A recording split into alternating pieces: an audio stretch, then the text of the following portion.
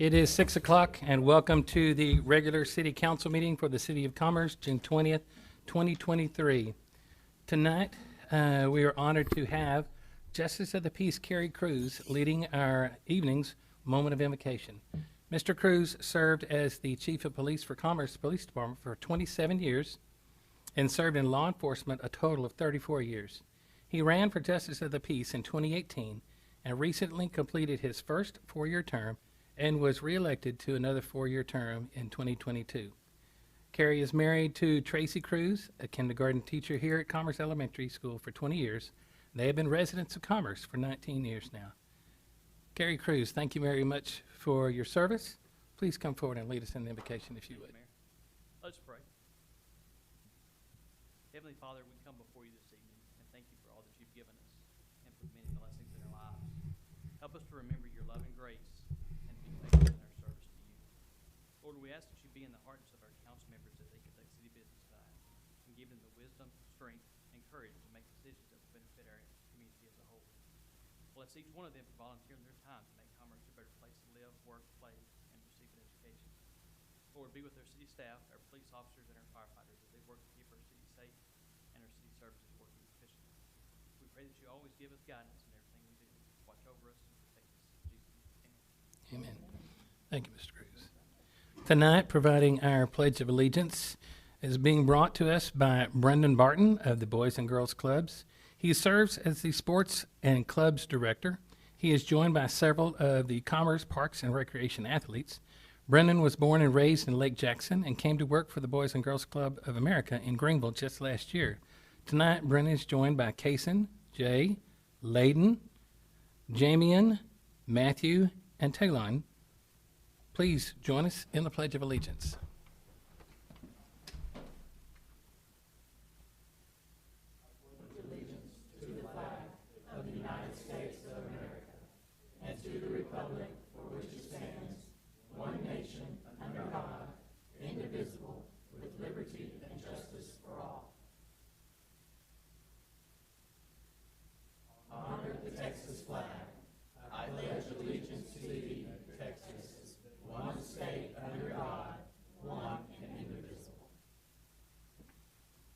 Thank you very much, gentlemen. Appreciate it.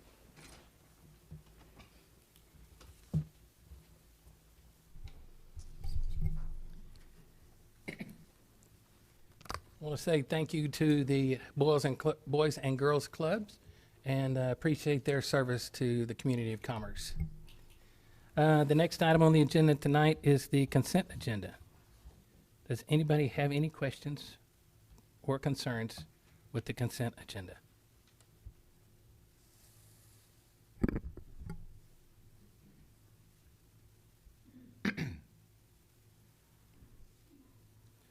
There being none, may I have a motion?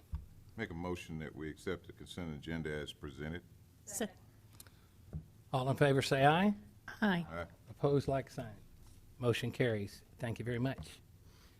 Next item on the agenda is presentation to the City Council by members of the public. This is limited to 3 minutes per person. Please note that public comments will cease at 6:20. This period is reserved for citizens to discuss items not on the listed agenda. The response to the public comments will be limited to 1, a statement of fact or policy, 2, direction to take up the issue with a city staff member, or 3, an offer to place the item on a future council agenda. In summary, the council is not allowed to respond to the public comments. Our city manager will address those if necessary. I have 2 cards tonight, so we'll start with the 2 cards. Mr. Frank Higgins, please come forward, provide your address, and speak to the council. Welcome back, Frank. Know me very well. Frank Higgins. I live on 507 North Neal in that neighborhood. First of all, I'd like to thank the police department for being out there. I see more police squad cars patrolling North Neal than they ever did. I appreciate that. I appreciate that, Chief, very much. Don't catch anybody because when they drive through the truck, but that's not what I'm here today. What I'm here today for is to petition you, the city council and the city, to put a minimum of 5 speed humps on our street. North Neal is like people that driving down North Neal use it like they do 224. They're driving it at 50, 55, 60 miles an to work either direction. Even some of the trucks are coming down through there at 45 and 50 miles an hour when they're pulling some of the shorter trailers, not the big trailers, but some of the shorter trailers. So I'd like to petition the city to make the neighborhood safer for the families that are living there now and for the future families that are gonna be living there through the efforts of a builder, Corey Paris, through New Renaissance Builders, is building new homes in that area. And we would like to make that neighborhood safer for not only the families now, but the future families that are moving in there by putting these speed humps in there. It's relatively inexpensive, but it would make a big difference in the cars that are coming down there. And I say 5 simply because if you just put 3, one at one end, one in the middle, and one at the other end, it gives them an opportunity to accelerate between speed bumps up to the 50 mile an hour and then come up to it and slam down and then go over the speed bump and then hit it again. But if we put a speed bump at every cross street, that would slow the traffic down very, very, very, very slow, enough for a nice neighborhood. And that's pretty much why I griped this today, and I hope y'all do this. All right. Appreciate your time. Well, please hang around for a little bit. The next card I have tonight is Doug Rosehart.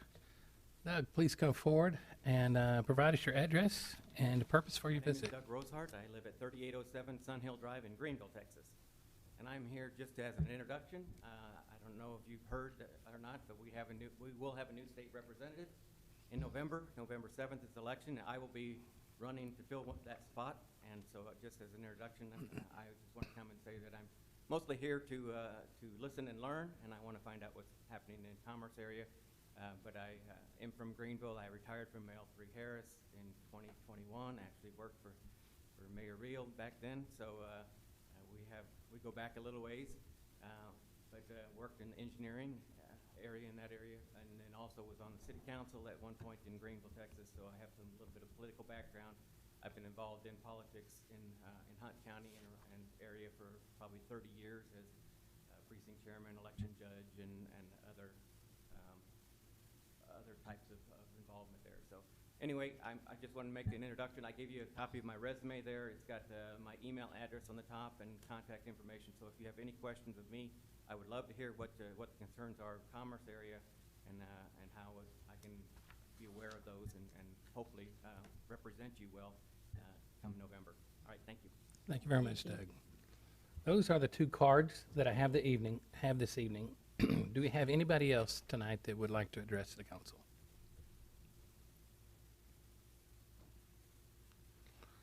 Mr. Lisenby, do you want to address the public comments? Doug, thank you for coming Doug, I got it right, sorry, for visiting with us. And Frank, item 10 on our agenda is to discuss adopting a policy to put road humps and speed humps on traffic ways. And so we'll be discussing that item later in the agenda tonight. All right, thank you very much. The next item on the agenda is council comments. This is an opportunity for city council to express thanks, provide information on holiday schedules, provide salutatory recognition, a reminder of upcoming events, and information regarding social, ceremonial, or community events, and any announcements. So, None. I have 2 things tonight.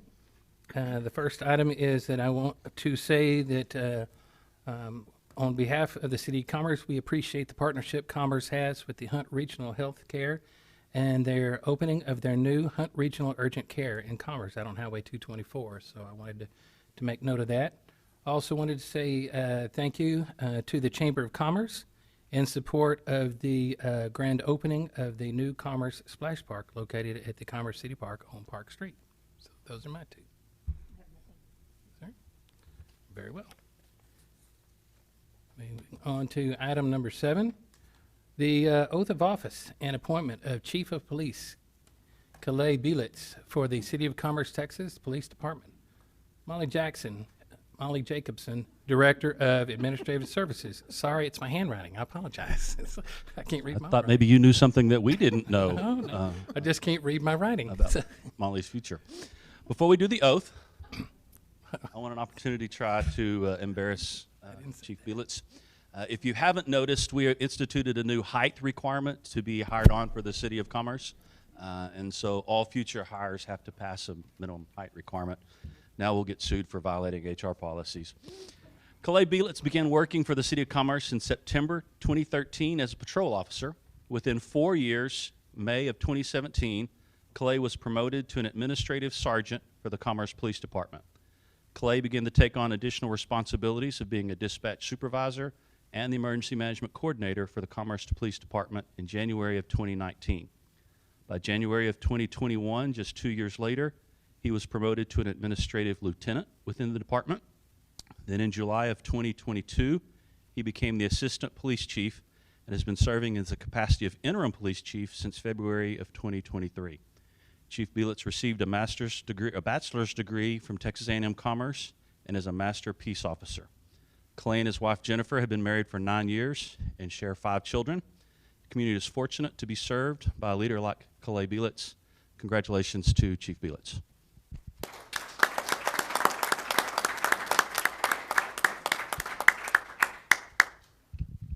Thank you. I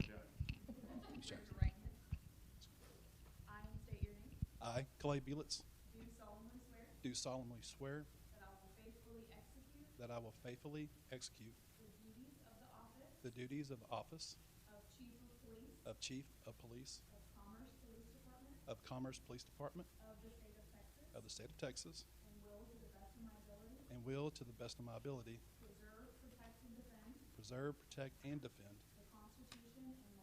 the Constitution and laws of the United States of the United States and of this state. so help me God. Thank you.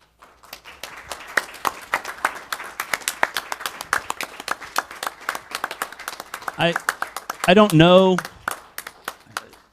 Carrie, I don't know if there's been a tradition in Commerce when it comes to officially placing police chiefs. And so if it has not been a tradition in the past, hopefully we start the tradition today. But during my career, I served in a community that also had an Air Force base. And we got to see a lot of pinning ceremonies as part of military tradition. And one of the things that has always meant a lot to me is not just the work that the officers of our police and fire departments do, but the work that their families do and the impact this job has on their families. And so to recognize this achievement, we've invited Ms. Jennifer to come up and actually do the pinning. And so removing the assistant chief badge, pinning on the chief badge. We'll pay you extra if you draw blood. All right. And so that his family is involved in the ceremony. So, Jennifer.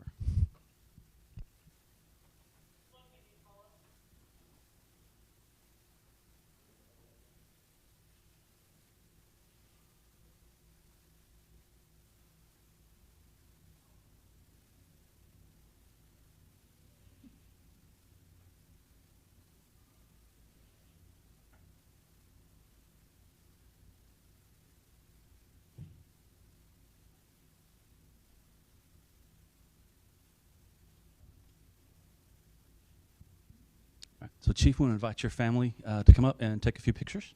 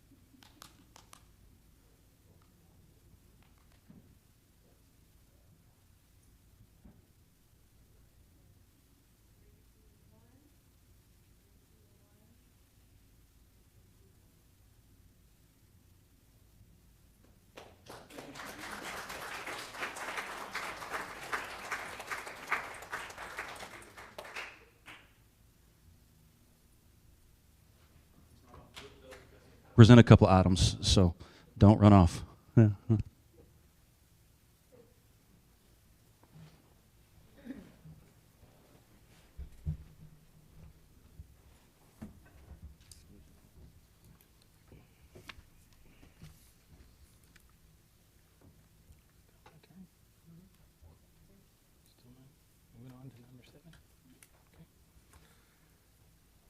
The next item we have on the agenda tonight is a presentation of a proclamation honoring the National Boys and Girls Club Week. So if the Boys and Girls Club that are still here would please come forward.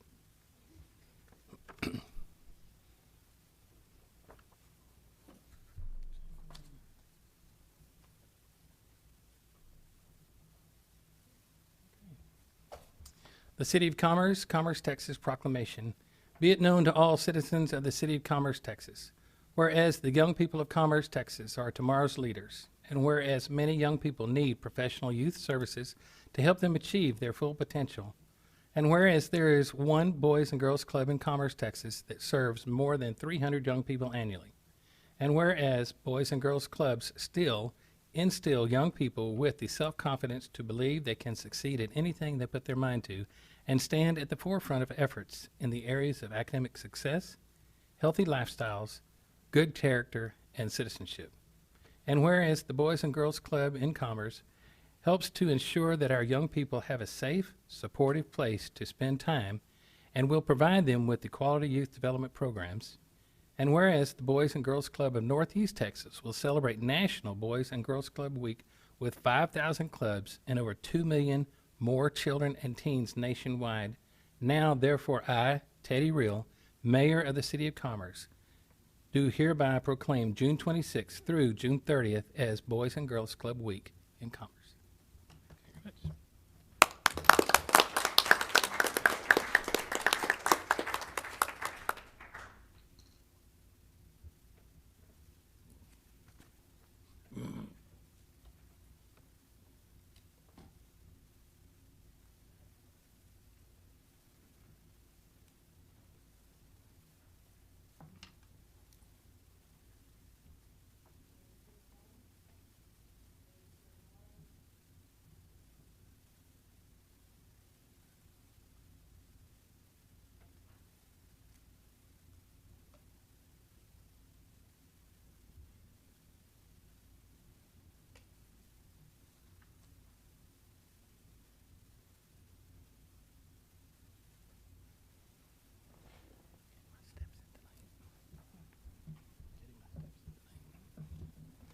All right, moving on, item number 9, presentation for the hotel occupancy tax allocations.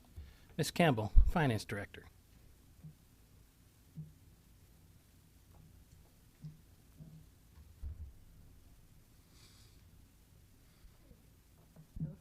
Good evening, Mayor and Council.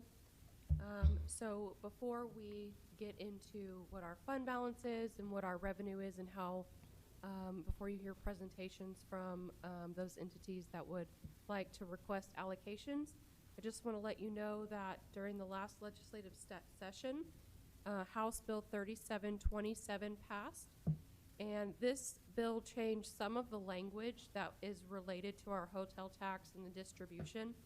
Some of it doesn't really pertain to us, but there is a little bit that does. Most importantly, there is a clause now that says no less than the amount of revenue received by a municipality from the tax at a rate of 1% of the cost of a room shall be used on advertising and conducting solicitations and promotional programs to attract tourists and convention delegates or registrants to the municipality. So what that means is we are now obligated to spend at least 1% of the, not of the overall revenue, but 1% of what a room rate is of that revenue. So just some quick math. Based on the revenue that we got in our last audit, it was $55,900. That means that in the upcoming budget year, we need to allocate at least $7,986 to advertising. I think that we easily do that with some of the things, some of the allocations that you're going to see before you this evening, but that is something that is new in the law that does affect us. Some of the other things that are new in this law is that you cannot spend more than 15% of your revenue on the arts. We typically don't, because we do not have any large art functions here, and that typically is not one for us anyway. But we did learn that last week in our legislative update. So moving on, one thing that we will see and one thing that you guys were given in your packets are just kind of how the revenue has moved over the last few years, how expenses has moved over the last few years. And on top of that, fund balance.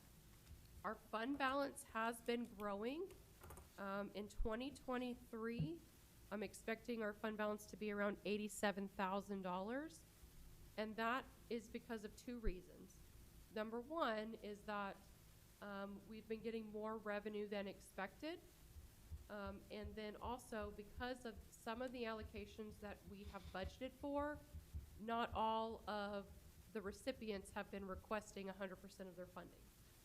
And so when that happens, it rolls over into your fund balance. Every year we reallocate funds. And so if they have not, by September 30th, requested those funds for reimbursement, they're no longer eligible for those funds, and they have to come back out and reapply. We don't hold it in a bank for them. It's gone, right? They have 12 months to ask for reimbursement, and if they don't, that's kind of where it goes. Before we kind of open up the floor for presentations, do you have any questions specifically on expenses, revenues, fund balance? Okay, great.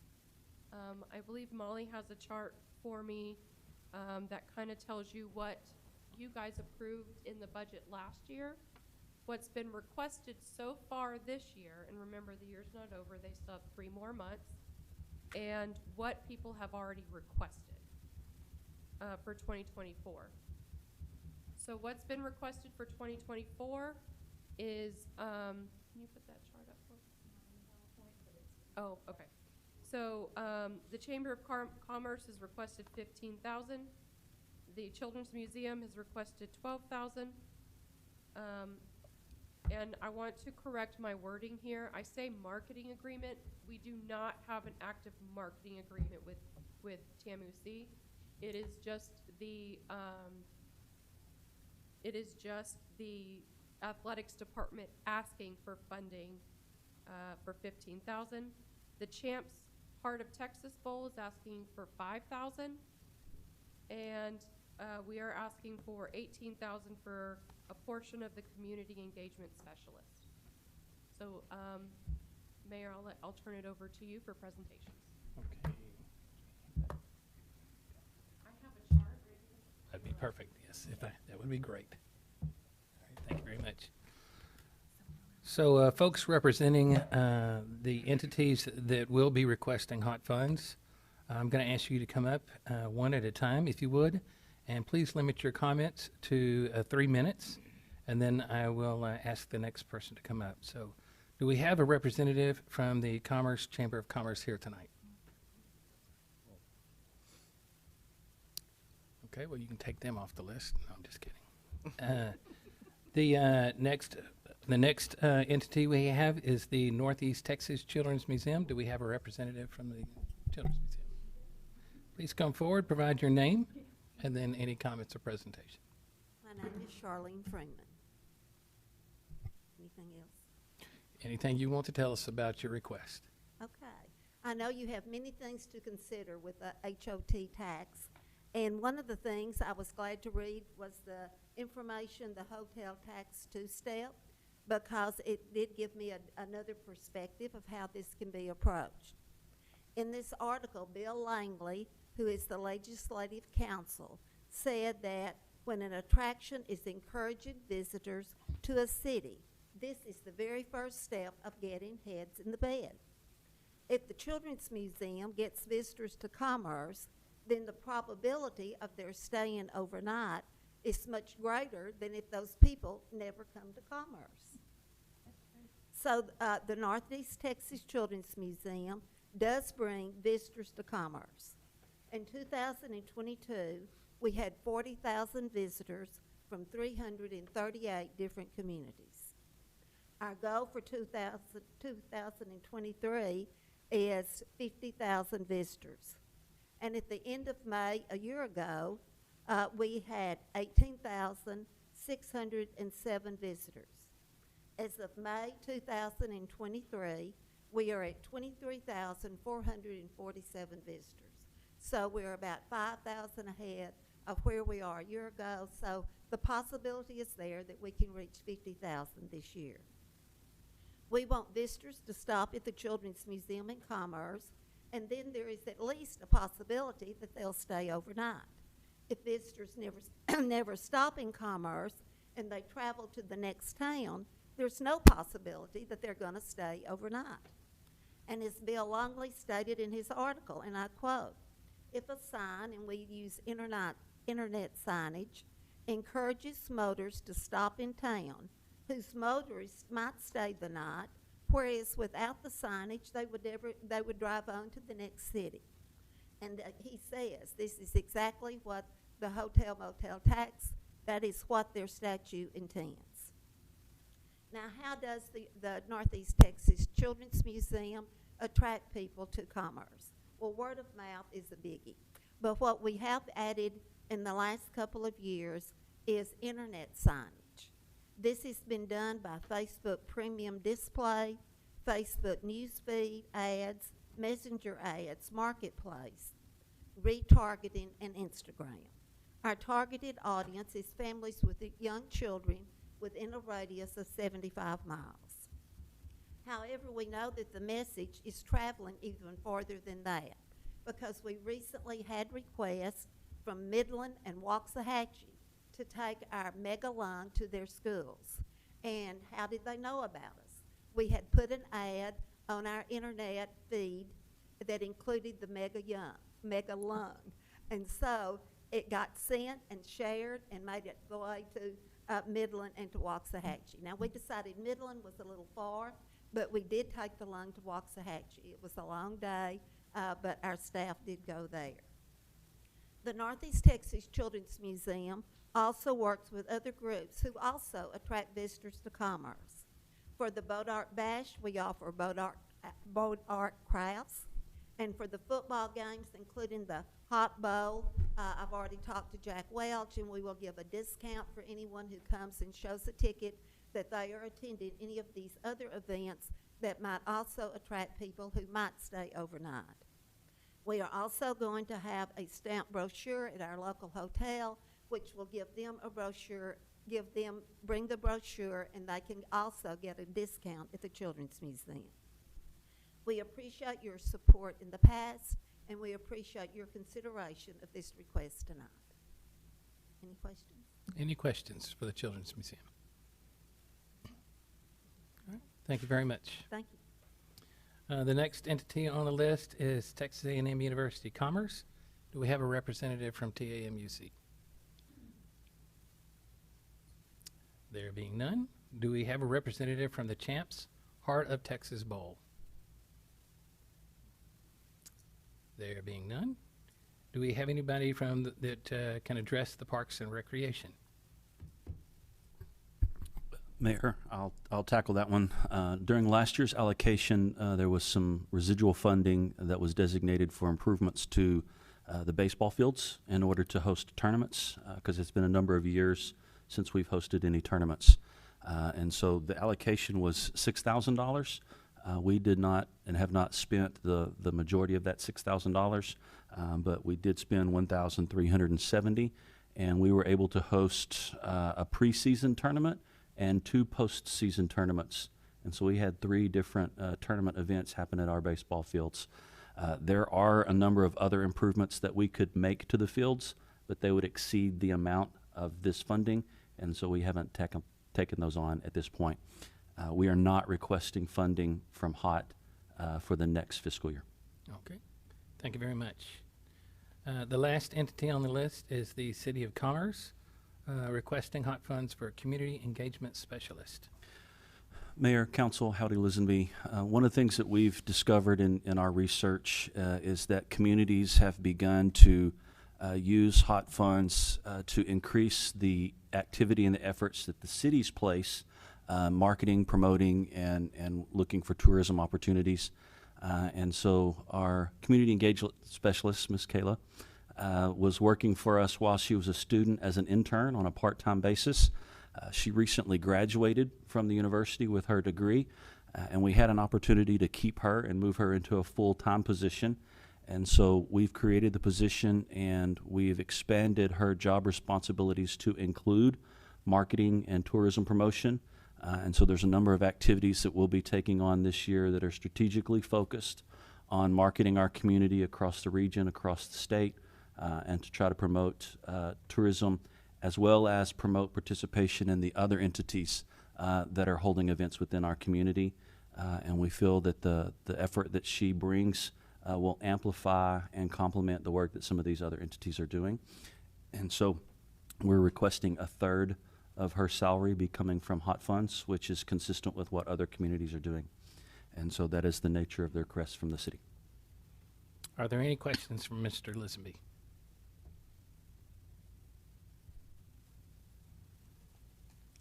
There being none, I'll turn it back over to Ms. Campbell, Finance Director.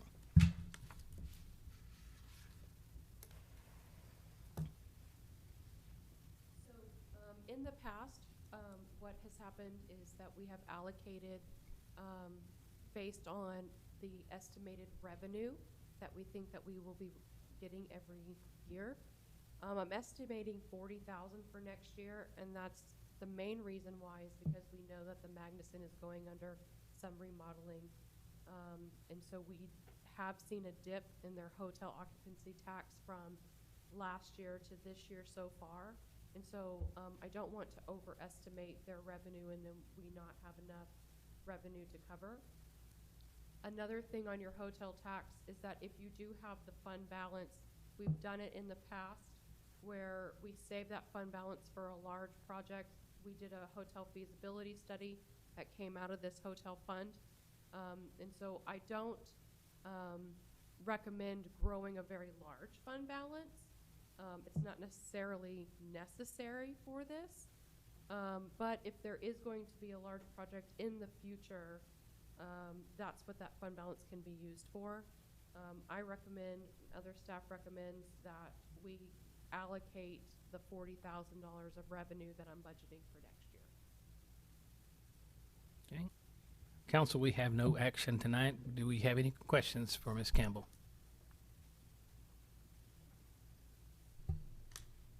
All right, thank you very much, Ms. Campbell. Next item on the agenda, item number 10, discussion and possible action on a resolution establishing a procedure and criteria for the funding, installation, removal, and replacement of speed humps on streets within the City of Commerce. Mr. Lisenby, City Manager.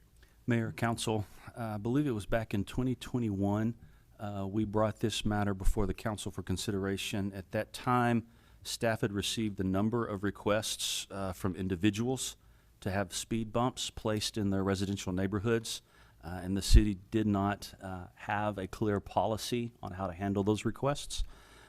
We didn't move that ordinance forward back in 2021, and so it's coming back around because in addition to Mr. Higgins, we've had some other requests for consideration to place speed bumps in various locations.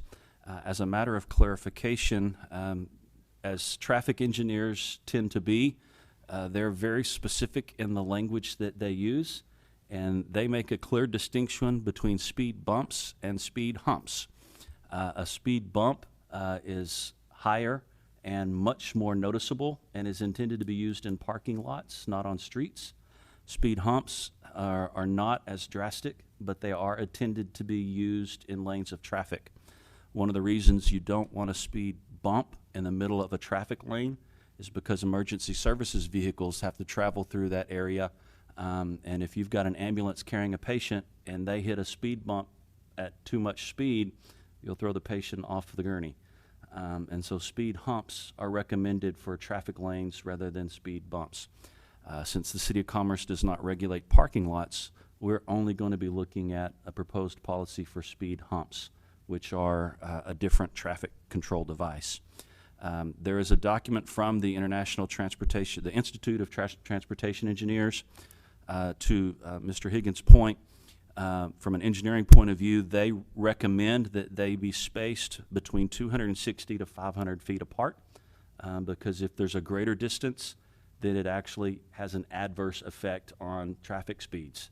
They slow down, go over the hump, then they gun it and get to the next one and then slow down. And so if the distance is too great between the speed humps, it actually is counterproductive. And so the policy that we have drafted would introduce criteria by which a speed hump can be considered in a residential neighborhood. The first of which would require a petition. Looking at what practices are from other communities, if one individual comes in and requests the speed hump and the city complies, it's quite possible, and history shows that there are a number of other residents on that street that are not happy that a speed hump has been placed, and then it becomes a back and forth between people that do want it and people that don't want it. And so the practice now is to require a petition within the block that speed hump is going to be placed. The petition should have participation from desirably 100% of the residents in that block, but at least 51% of, or greater than 50% of the residents need to indicate, yes, they do want it. And so that is the first threshold. Then there are some technical engineering thresholds that we would want to check. It cannot have more than one lane of travel in each direction. I don't believe we have any residential neighborhoods that have more than one lane of travel. It cannot be directly at an intersection. So there must be some space between the intersection, the turning radius, and before that speed hump is involved. And so there's some technical things that we would need to look at before we would agree this is a candidate and is eligible to receive a speed hump. The final question then becomes one of cost. To install a speed hump appropriately, all in, you're probably looking at around $2,000 per speed hump to install it correctly so that it doesn't damage emergency services vehicles. And so it becomes a question of who bears the cost of those speed humps. Some communities just put it in the budget and the city pays to install the speed hump. Other communities ask the residents in that area to come up with the cost of covering that. And so in general terms, rough numbers, if a block wanted one speed hump and there was a standard city block with a standard number of residential homes, each house would probably pay $10 a month for a year, and that would cover the cost of installation of those speed humps. And so some of the things that we need to look at in establishing our policy is what is the criteria to start the process. I would recommend some form of petition. And how does the council wish to handle the cost of that installation? Because at $2,000 a piece, it could get, 5 of them would be $10,000. But Neal is a long street, so there's plenty of properties there that could participate in that. It does show, there's documented cases where it does show an improvement in speed if installed correctly. And so staff is recommending that we do have some policy to put speed humps in because it is beneficial to the community. But we are willing to follow your wishes on how to recover the cost, whether we just roll it into our budget. And in that case, as long as we have funds in the budget, we can install them. But when we run out of funds, it'll have to wait till the next fiscal year. Or if we want to try to cost recover that from the residents in that neighborhood. I welcome any questions that you might have. Are there any questions for Mr. Lisenby? Oh, I have so many that we probably don't want to do them all tonight. Could we put this on a workshop for July, our workshop then, so that we can discuss this in detail? Because I do want to make sure that we're covering the cost and being very effective, and because there's going to be some neighborhoods that are going to be a little hard to help with the funding. Our workshop time in July would be on July 4th, and so the council has to decide if you want to have a workshop on July 4th or if you want to schedule a different time in July. I say that we move it to a different time. Okay. Okay. We're ecstatic to have this as a workshop topic. Good. And move it off of the 4th. So, Yes. any other questions for Mr. Lisenby? A speed hump is more than just piling more asphalt on the street, obviously. What we're proposing is not an asphalt construction, but there are high-density rubber and plastic speed hump kits that you can buy that are easy to install, that are effective, and then can be removed easily if conditions change, or if we then get a petition to remove the speed hump. If you install it permanently as asphalt, that is a very significant process to remove it. And so we would propose using a different type of material and technology so that we can place them, make some observations, and see if it's working or not. If we need to move the spacing to get the desired results, it's much easier with a different type of installation. Those are a lot of the questions that we need to address, especially whenever we're looking at what we're trying to do with our street maintenance and everything, so I'd like to have that as part of it. And so as an example, one request we received has to, on Park Street by the new splash park, because there's a lot of kids that are playing there. It's highly used. We would not recommend putting speed humps on Park Street because it is routinely used by emergency services vehicles. But we would consider placing them on Church Street because it is more of a residential street. And so there's some things that we would need to look at in that nature. Any other questions for Mr. Lisenby? If not, then let's move on to item number 11. First reading, discussion, and possible action on an ordinance of the City of Commerce reauthorizing the extended sale of alcohol hours for current and future eligible establishments in the City of Commerce, conditioned on criteria within the late hours permit, establishing a fee, providing for an application permit and compliance procedure, providing for a penalty, providing for a severability, and providing for an effective date. Chief Belitz. 2 years ago, you guys passed this ordinance allowing businesses in the city to extend the hours of alcohol sales from 12 o'clock to 2 o'clock. So we're here to discuss if we want to continue that or this. So if y'all have any questions about it, I'm here to answer those as best I possibly can. Clay, have there been any problems, an uptick of problems, with that being extended? Or significant problems, or? Right. So we looked at the data, alcohol-related crimes within that 2-year period, within that time frame. Mhm. And 6 crimes that we have documented, we took reports on, that are alcohol-related. It appears to me, looking at them, that they're not specifically related to any bar business that would sell alcohol. So to me, they seem to be totally unrelated. Any other questions for the chief? I like saying that. It's not a question for Chief, but we looked to see if there was, or if we could find data to indicate that there was an increase in sales tax receipts that could be correlated to this. And we didn't have enough data, didn't find any evidence that there was a significant increase in sales tax as a result of this. So we feel this has been a revenue neutral move. So it really comes more down to public policy and public safety as a decision point. So, in your opinion, do you consider any issue with the extending this agreement or this ordinance? Based on what I've seen so far, Mayor, I don't see any reason to take it off. Okay. All right, appreciate that. Any other questions? The ordinance that we're setting forth, we had it where it had a sunset before. Does this include the sunset for another 2 years? Did we draft this with or without a sunset? So I provided to the council the exact same ordinance that was passed 2 years ago, so you can remove the sunset provision. You can leave it, extend it for another 2 years. It's really whatever the council.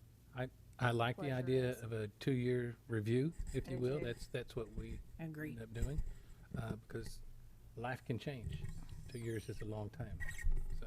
One question, if that bar were to sell to another person, do they have to, would this just carry over to them, or would they have to reapply, or? They'd have to reapply. So the way it works is any establishment that sells alcohol goes through the city secretary's office to certify that they're in a location that can sell alcohol. They get that certification to sell any alcohol at any time through our office, goes to TABC, and then there's like a contingent permit that they have to apply for once the city passes the ordinance for late hours. It's an LH permit. And once they receive that permit, so that the new owner would have to Have go to through start the over the entire whole process thing? again. Okay. Correct.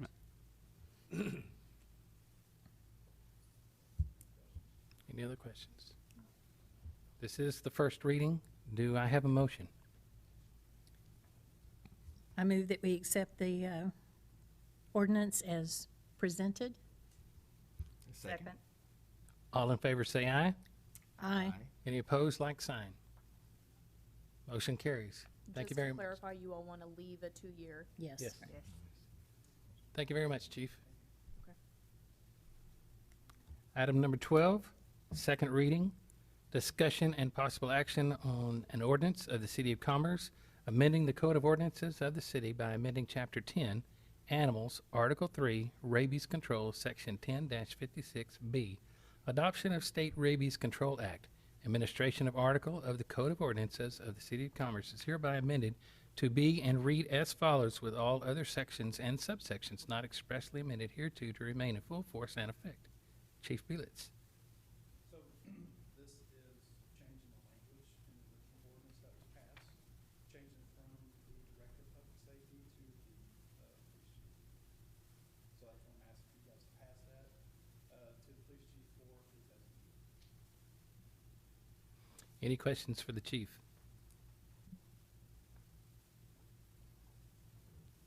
This is the second reading. May I have a motion? Make a motion that we pass on second reading. And second. All in favor say aye. Aye. Aye. Any opposed, like sign. Motion carries. Thank you, Chief. Thank you, Chief. Item 11, discussion only. Development of local regulations for the operation of a mobile food units as defined by the Texas Department of State Health Services. Mr. Lisenby, City Manager. Mayor, Council, similar to the question regarding speed bumps or speed humps, we routinely get questions about the operations of and the need for permits for food trucks, food trailers, mobile food units. And the City of Commerce does not currently have any regulations or ordinances in place that deal with mobile food units. First and foremost, they're primarily regulated through the state of Texas. There's state laws from state health services that regulate food establishments. But then there are also components of those activities that are delegated to the local health departments and the local jurisdictions. And so since the City of Commerce does not operate a health department, the Hunt County Health Department serves as the entity that requires health permits for food establishments, including mobile food units. But the role of the city in this process is to regulate time, place, and manner of operation. As a general rule, not just talking about food trucks, cities have to be incredibly careful just blanket denying the operation of any kind of business or operation because ultimately that ends up in a constitutional lawsuit. And so we don't want to get in constitutional lawsuits, but we do have the jurisdiction to regulate time, place, and manner of operation of those operations.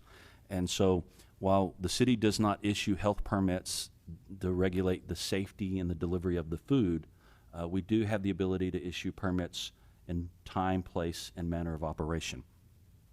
Some of the considerations that are involved, some cities just blanket say, yes, you want to operate here, come pull a permit, and you can operate. Other cities try to limit the number of permits that are issued. For example, a city may say, here's 20 permits this year. And if you want to operate in this city, you got to be one of the first 20. I think there's potentially some challenges to that, but some cities try it.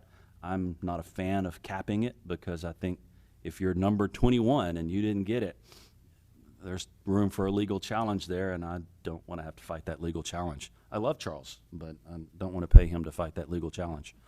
But then the question becomes, how much is the permit fee? And so generally when a city issues a permit, my philosophy on setting fees is we want the fee to cover the staff cost of time to review, to manage, approve, and track that permit. However, in mobile food units, I think there's an additional consideration that we need to look at. And so I'm not prepared for us to take action on this tonight. I think it also needs to be a workshop discussion. Okay. But some of the things that we have to consider is we have local, what I'll call brick and mortar food establishments that are established. They have a place of business, and they have matters of overhead that they have to deal with every month, primarily in terms of property taxes, that a mobile food vendor does not have to deal with. And so if we allow mobile food vendors to roll into town, set up, they're directly competing with the local brick and mortar food establishments at something of an unlevel playing field, because they don't have to worry about the property taxes that are involved. And so some cities will take that into account for the cost of the permit, so that it's not just staff time to review, but there's also some consideration for the impact that they have on our community, and yet they pay no property taxes for that. Additionally, now that we've created a street maintenance fee program, fees assessed to commercial businesses are different than the fees assessed to residents. And the ITE, the International, or the Institute of Traffic Engineers, there's a formula that we use based on the type of business, and we calculate the impact that business has in generating traffic. Well, food trucks generate traffic. And if they roll into town, get a cheap permit, and start operating, they didn't contribute to any property taxes, and they didn't contribute to the street maintenance fee to recognize the traffic that they generated.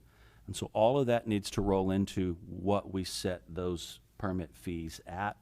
And I would say the final piece there is it an annual permit that lets them operate all year long, or is it just a temporary permit? When we have issues like the Boat Ark Bash, we have food trucks that roll in and set up just for that weekend. They probably don't want to buy an annual permit if they're only going to come in for that weekend. And so we need to be able to issue temporary permits for events rather than annual permits for them to set up and operate year-round. Those are some of the conditions that we need to discuss in setting the permit side.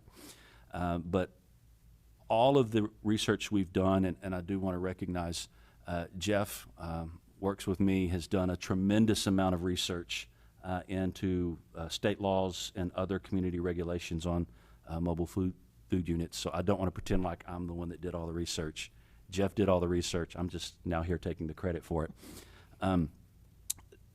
They all have to be operated out of a central processing facility. So if Uncle Bob decides he wants to sell tamales out of a trailer hooked up to the back of his car, he can't just buy a trailer and sell tamales. He has to have a central processing facility that is used to make, produce, prepare the food, and that facility also has to pass a health permit inspection. So they have to have a health inspection for where the food is being cooked and prepared, and they have to have a health inspection for the trailer or truck from which it is served, and they've got to be able to do both. And so there's some details that we need to be mindful of. How do we handle that requirement for a central food processing unit? And so it's a complicated issue that is going to require some thought. I do believe we need to have something in place because again, my professional opinion, it is something of an unfair competitive advantage for Uncle Bob to roll in here, get a cheap permit, and then compete with the local establishments that have been here, that are paying taxes, that are contributing to the community. And so we don't want to unfairly incentivize competition against them. And so I'm recommending that we consider it in a workshop, but I'm here to answer any questions or take any thoughts that you have now. In the meantime, if a food truck wanted to come in now, I know Hertz Donuts has, and that could be considered a food truck, but if someone else wanted to come in, can we accommodate them? At this point, we have no regulations that they have to comply with. All we do is, if there's questions, we notify the Hunt County Health Department, and they come do an inspection and make sure they've got the appropriate health permits. And we don't charge a fee or anything at this time, we just let them come in, okay. And we don't have any manner to control where and how they operate. And so there are some locations around the borders of the university. People have come to talk to us and said, can we do a food truck court there? I have no way to regulate that, so if they just get 3 or 4 trucks and decide to just show up on a weekend and do food trucks, they just show up and do food trucks. But that creates some complications in traffic and operations, and we have no input in that process right now. So And we would be, once we get something in place, we would regulate around the university as well. yes, not on their campus, but around the campus where we have jurisdiction, yes. Any other questions for Mr. Lisenby? Okay. So let's make a note that we will be moving this topic for discussion at our next workshop, But not on July 4th. but not on July 4th. Duly noted. Okay. Item number 13, item number 14, Senior Manager's Report. Mr. Lisenby. In response to public comment, Mr. Higgins, I again want to acknowledge your request. We also feel like North Neal is a candidate for some traffic calming devices. We're looking, Chief and I have had a number of conversations about acquiring larger signs with lights, similar to what you had talked about before, to notify trucks about the route, but then other traffic. Sure. Yeah. But there is an additional need to calm traffic as it comes through there. It's a straight shot, and anytime you have a straight shot without any stop signs, it encourages people to accelerate, and we need to get that under control. And there's still a need there by the splash park as well. Yes. Hand it over to Ms. Jamie for our finance update.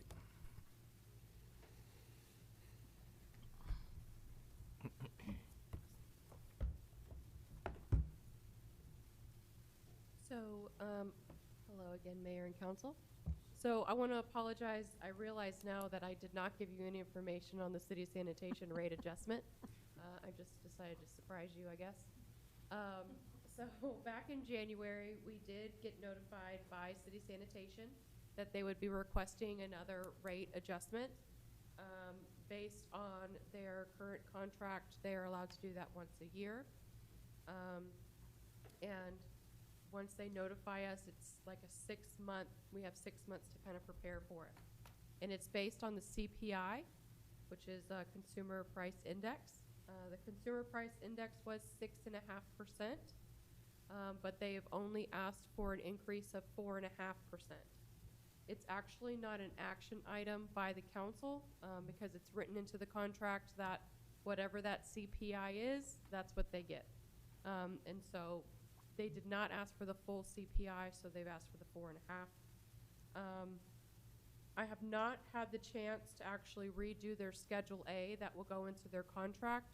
I will bring it back in front of you at our July council meeting because it does not go into effect until July 31st.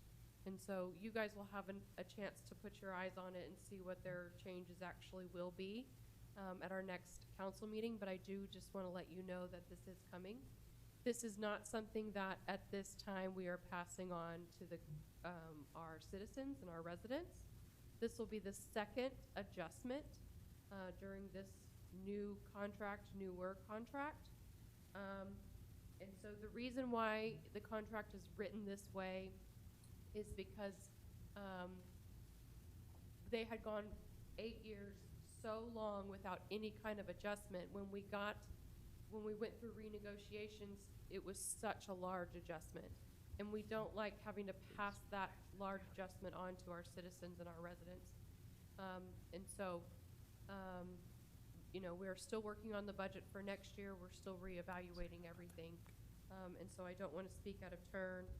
But as of right now, this adjustment, this increase in this current fiscal year will not be passed on to the residents.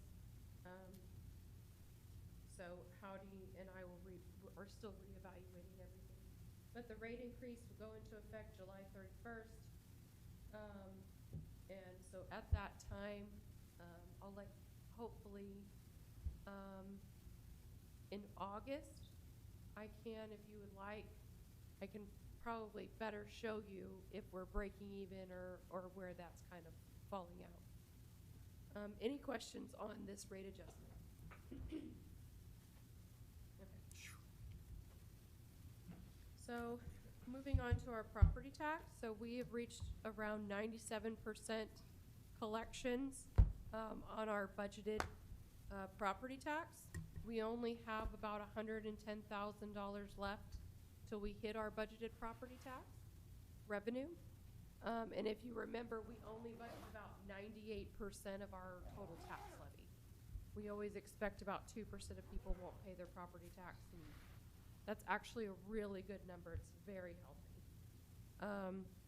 With 3 more months left in the fiscal year, I don't see that we'll have a problem hitting our budgeted numbers. Any question on property tax? No? So sales tax. Sales tax, we have reached a revenue of 77% of our budget. We're actually about 12% higher than what we were budgeting overall for the year. So I'm projecting that we will finish slightly higher than we were last year. Last year we finished at 1.4 million. We budgeted at 1.38 million. And so I'm hoping that we'll finish closer to 1.5 million this year. If we're looking at our top categories, one thing that somebody said this recently, and I thought it was really interesting. So if you're thinking about, this is the tax we got in May, this is related to March activity. And what happens in March, everybody goes to spring break. Everybody, you know, goes to spring breaks, you know, spends time with their family in spring break, right? And so what we saw was in 2021, we saw an increase, a big increase in retail. A lot of that was online sales. And so what was happening is people weren't leaving their homes. People were focused on not leaving their homes. People were staying home. What we're seeing now is people are leaving their homes. People are spending their spring breaks going out to eat. They're going out of their homes and actually doing activities. And so what you're seeing is you're seeing a decrease in that retail and people staying home and spending their money, and you're seeing an increase in that accommodation and food services because you're seeing a shift in how they've been spending their money over the last 2 years. And so I thought it was kind of interesting because, you know, you never really think about it, but it's true, you know. And 2021, nobody wanted to leave, and then now all of a sudden everybody can't wait to just get out of their house. Which explains why online sales dropped dramatically from 2021 to 2022 and 2023. And that's because they don't want to sit at home and what can I buy for my kids to do at home? Am I going to buy a bounce house? Am I going to buy, what am I going to do to keep my kids occupied? Now I can take them out and now I can get them out there and keep them occupied. So I think that this just, retail trade just kind of demonstrates the same thing. So moving over to our accommodation and food services, again, we're seeing that increase, we're seeing that spike, and we keep seeing that same shift towards the fast food industry, or what they call limited food establishments, where at this time last year, it was only 30% of the total. And now we're looking at this May, it's 35% of the total. And so we keep seeing that shift more towards these limited food establishments. And Whataburger is still not included in No, these numbers. Whataburger, because Whataburger wasn't open in March. And even if it was, I wouldn't tell you because this is a confidential report. So. Oh. You know, but I do have a funny story about that. So the next day after, or 2 days after, I threw Howdy under the bus, and about Whataburger, we got a Whataburger hat in the mail from Enterprise, from our representatives in Enterprise, and said, "We're so sorry that you didn't get invited to the Whataburger opening, and we hope this makes you feel better." I wear that on the weekends, and I think it's hilarious. So it did make me feel better. But if you don't have any other questions, that's all I have for your update. Any questions for Ms. Campbell? All right. Mr. Lissaby? Good evening, Mayor, Council, City Manager. We wanted to update you all. We've established the hours for our splash park, and that'll be 9:30 a.m. to 7:30 p.m. in the evenings, with regular closures on Mondays for routine maintenance and inspections. So we're trying to get the word out for that, and still getting quite a bit of feedback from people on Facebook. We're at the splash pad on Monday and we're hitting buttons and nothing's happening. So we're trying to get that word out that it'll be closed routinely on Mondays, and then it doesn't open till 9:30 a.m. and closes promptly at 7:30 p.m. On July 2nd, the Chamber of Commerce is hosting an event with a fireworks show. There'll be live music from 6 to 9:30. The fireworks will begin around 9:30. So we hope everybody can join us for that festive event at 6 p.m. It'll be at Centennial Park as it was last year. Your entrance fee is covered by a donation of a canned good per person. And they'll also have Kona Ice there as well. So we hope everybody can come out and join us. As a reminder, mosquito spraying is still taking place every other week. I believe we are off this week, which kind of worked out well because our service center is doing brush limb pickup related to the storms from last week. And so we're rotating through our sections A, B, C, and D this week. And then they'll pick back up with mosquito spraying next week. That takes place every evening at 7 o'clock. As a reminder, bring in your dog bowls, cover your fish ponds. Another reminder, we have Farmers Market every Saturday from May all the way through September over at 1100 Bonham Alley. Takes place from 8 till 12 or until our vendors run out of goods to sell. So if you haven't been able to check out our Farmers Market, come downtown. There's always a lot going on Saturdays. Clean Commerce campaign also still going on. We have a bulk pickup for Section C, which will take place on June 28th. Section C is north of Maple and east of Park. That map and this schedule is available in the handout form should you like to come by City Hall and get one. It's also available on our website. And that's all I have. Thank you, Ms. Jacobson. Mayor, Council, no updates now on personnel, on project updates. The river crossing project to repair that water line has begun. And so if you travel down towards Greenville, you'll notice there at where the river crossing bridge is, there's some equipment there. They're already clearing trees. That project is moving forward.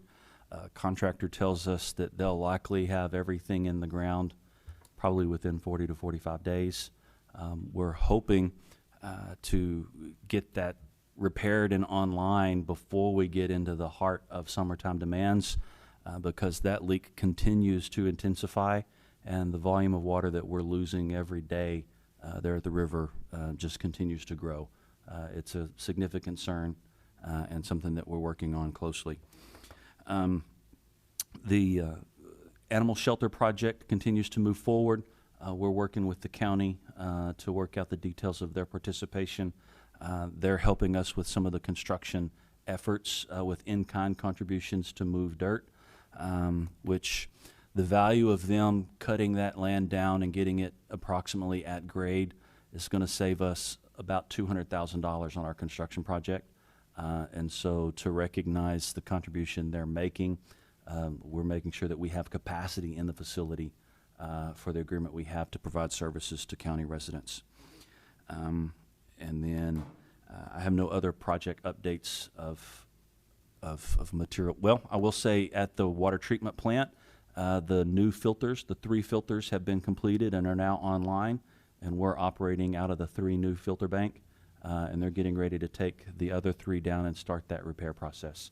So that project is continuing to move along very well. Do you have any questions about projects that we have ongoing? Okay.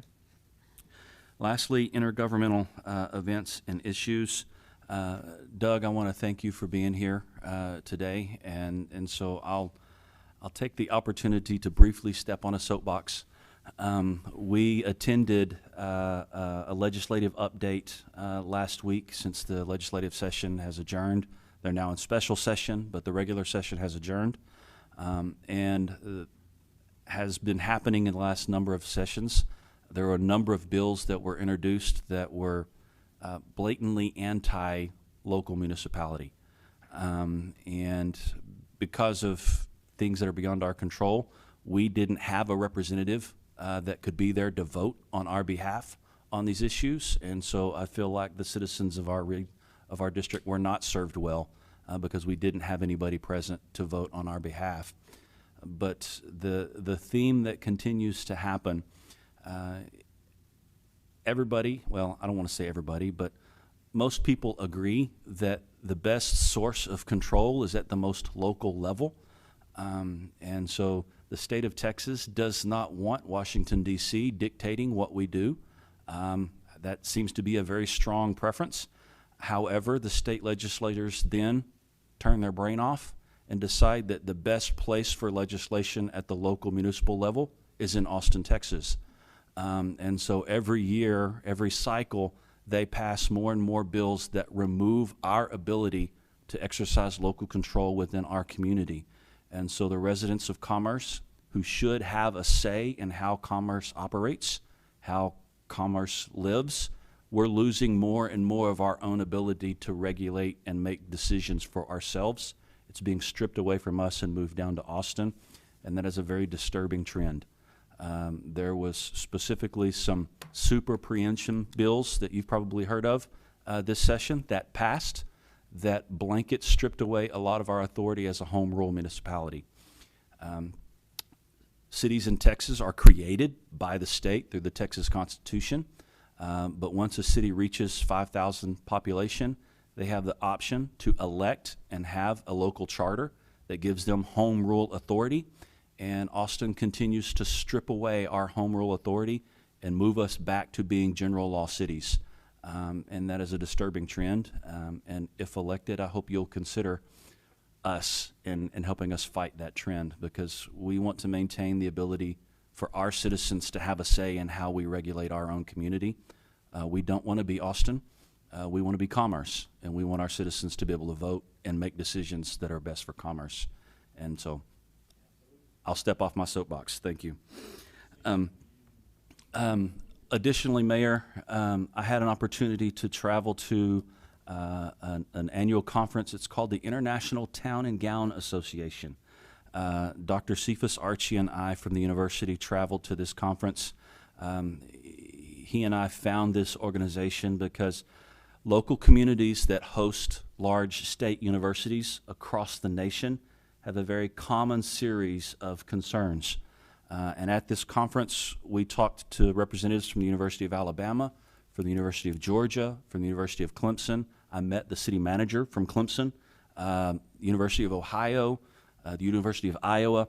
All of these major state universities, the communities which house them, have almost the exact same issues and concerns as we do hosting a local university. And so there are best practices out there. There's things that communities and universities do together to try to overcome those challenges. And it was refreshing to see the evidence of other large state universities and how they proactively work with their communities to overcome those challenges. And so Dr. Archie and I are looking forward to bringing those ideas to the forefront for our local university and see if we can start putting some of those practices into place. So there are more conversations to come, but hopefully we can make some progress in overcoming the challenges that exist in a town and gown environment.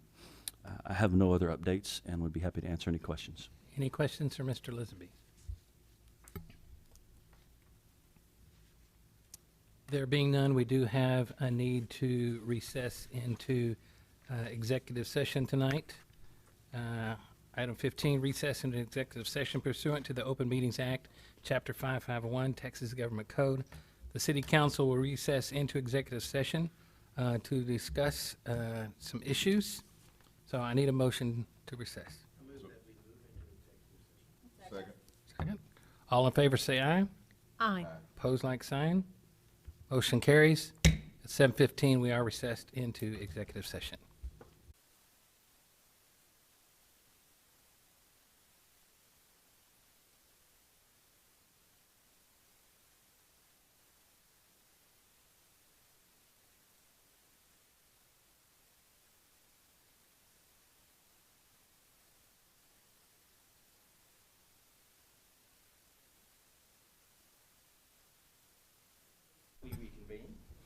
Second.